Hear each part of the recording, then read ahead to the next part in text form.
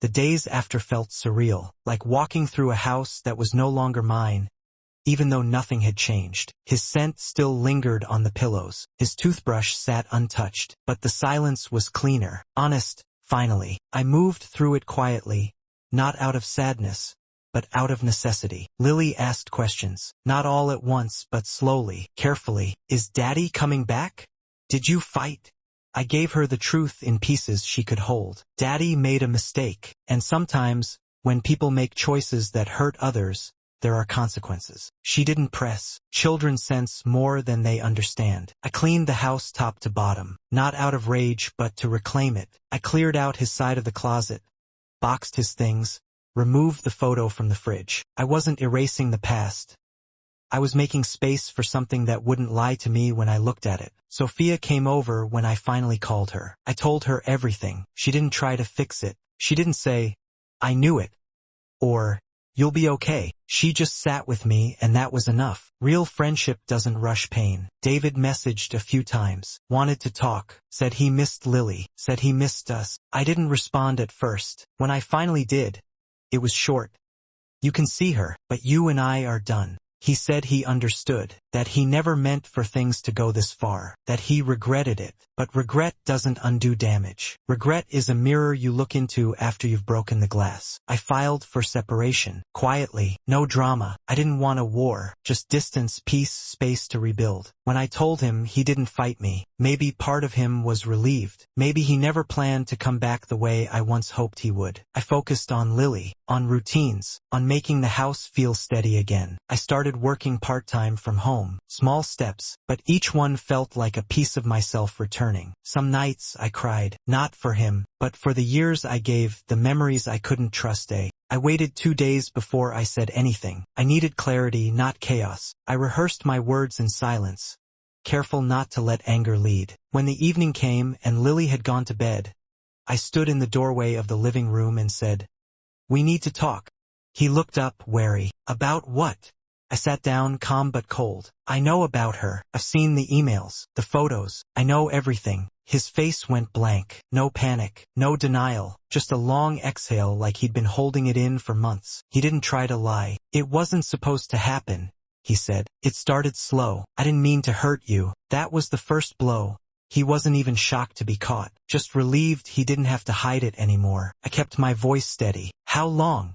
"Almost a year," he said. "It was never about replacing you." I almost laughed. That's what people say when they've already done it. Replaced you in pieces, your place at the dinner table, your name in conversations, your presence in their life. He said he felt unseen, said he felt like we were just going through the motions. I listened without reacting because deep down I'd feared he'd say something exactly like that. And he did. He blamed the routine, the stress, the disconnect. All the things I'd tried to fix while he was out building a second life behind my back. I asked if he loved her. He hesitated. That was all I needed. Then I asked him to leave. At first, he looked stunned. "Emma, don't make a decision out of anger." "This isn't anger," I said. "This is clarity."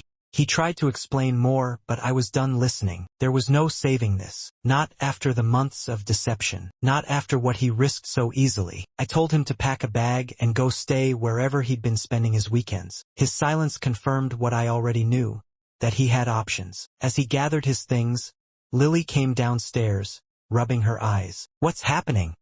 she asked. David and I looked at each other, and he froze. I knelt down and It was a Thursday when everything broke. Lily came home from school and mentioned casually, "Dad's friend dropped him off today." She had cool sunglasses. I froze. I hadn't known he wasn't driving himself. I smiled, asked nothing, and waited until she was out of earshot to let the panic settle in. That night, David came home like nothing happened. Same tired smile, same tired excuses. I didn't ask him about the ride. I already knew I wouldn't get the truth. Something in me had shifted. I was done pretending I didn't see the signs. The next day, I waited until he left for work. I walked into our bedroom and sat at his desk. His laptop was there, unlocked. Maybe he was rushing. Maybe he thought I wouldn't look. But I did. And in less than 5 minutes, I found what I wasn't ready for. Emails, dozens of them, late-night messages, inside jokes, attachments with photos. One of her sitting on his lap in an office chair. One of them on a weekend getaway. Dates that matched the nights he'd said he was working late. She wasn't just someone. She was part of his life now, a life he'd kept hidden. I stared at the screen, numb. Felt like the air had been sucked out of the room. Every smile, every lie, every moment I tried to hold us together flashed through my mind, now recolored in betrayal. He had written to her, "Being with you feels like coming home." I closed the laptop slowly, sat there for a long time. I didn't cry, not then. There was too much noise in my head. Rage, disbelief, humiliation. I felt like a stranger in my own home, in my own skin. Everything I had trusted had turned into a lie with a subject line. I didn't tell anyone, not even Sophia. I wasn't ready to explain how foolish I'd been. I walked through the house like a ghost, making breakfast, packing lunches, smiling at Lily while trying not to fall apart. That weekend, David took Lily out for ice cream. I stayed back. I used the quiet to go through more. Bank statements, old messages, hotel boo. I started noticing things I couldn't ignore. It was small at first.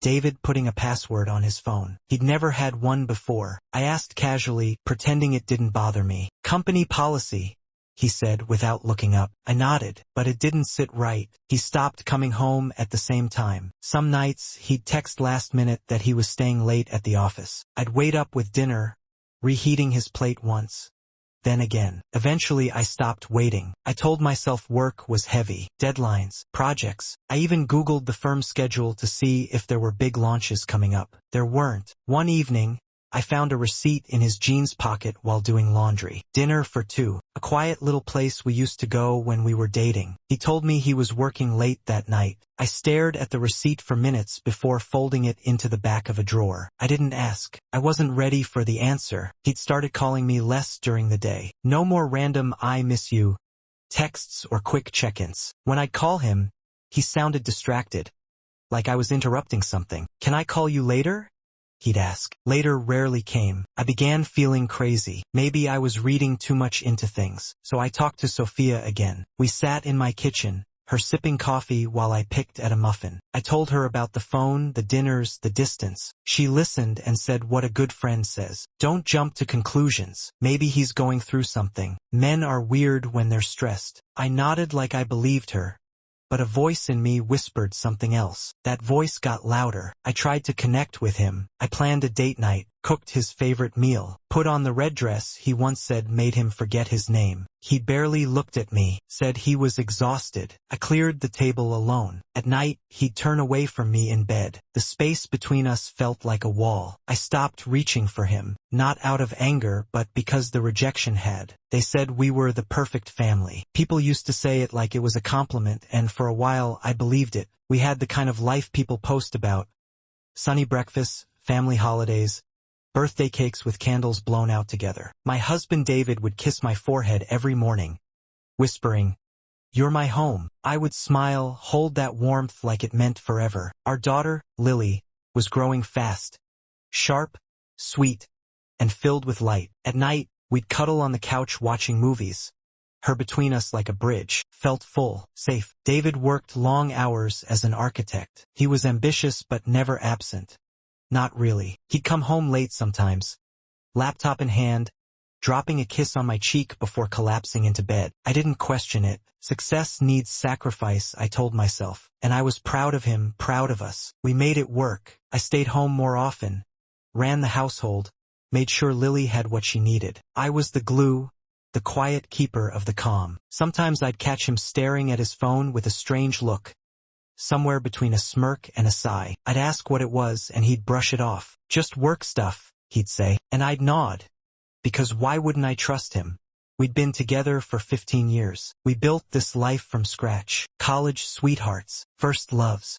He proposed under the stars on the beach, shaking as he held out the ring. That memory used to make me smile. I think now maybe he was just cold. There were little moments. The way he started pulling away when I reached for his hand. The way he stopped noticing when I wore his favorite perfume. I told myself it was normal. People change. Marriage shifts. We'd been busy, stressed. Maybe we just needed a weekend away, just the two of us. I even looked up cabins online, saved a few options in a folder labeled Us Time. I never shared it with him. Lily asked me once, "Why does Dad look so tired lately?" I laughed it off and told her grown-ups carry a lot in their heads.